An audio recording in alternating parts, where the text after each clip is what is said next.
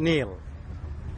Ini sungai terpanjang di dunia yang membentang dari Afrika Tengah dan bermuara di Laut Tengah yang menghubungkan Asia dan Eropa. Sungai ini melewati berbagai kota di dunia Afrika. Dan sungai ini juga menyimpan banyak cerita-cerita yang berhubungan dengan sejarah orang Mesir, sejarah orang Israel, tetapi juga sejarah gereja Kristus di dunia.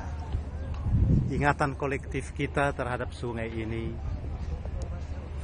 membekas dalam hati kita. Kita temukan dalam cerita Alkitab.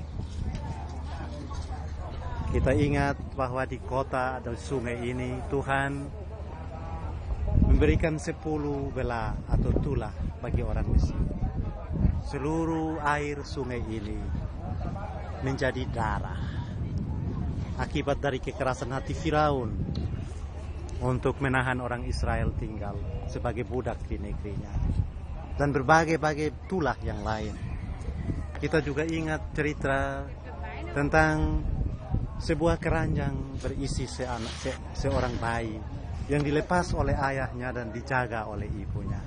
Ternyata bayi itu adalah Musa yang dipungut oleh putri Firaun, kemudian menjadi penyelamat bangsa Israel. Sungai ini juga di sisi-sisinya ada banyak rumput yang kemudian dijadikan papirus, kertas pertama di dunia. Sekarang kita berada di satu tempat yang bernama Ma'adi, di mana ada gereja yang bernama Gereja Alkitab yang mengapung. Ma'adi menurut bahasa Mesir adalah tempat penyeberangan. Dan dari tempat inilah keluarga kudus menyeberang dari Israel menuju ke Mesir atas perintah malaikat supaya melarikan diri dari kejaran Herodes.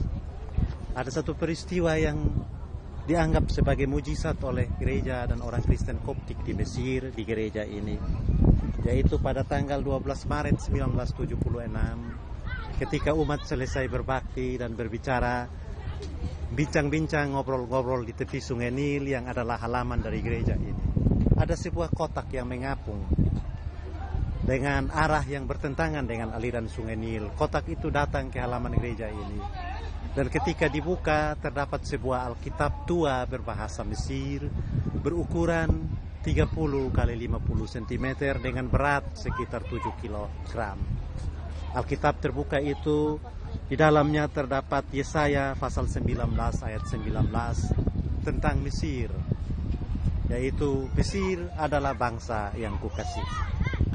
Dan karena pengalaman itu maka dibangunlah Gereja Alkitab mengapung yang selanjutnya dijadikan sebagai tempat beribadah dari gereja Koptik Mesir.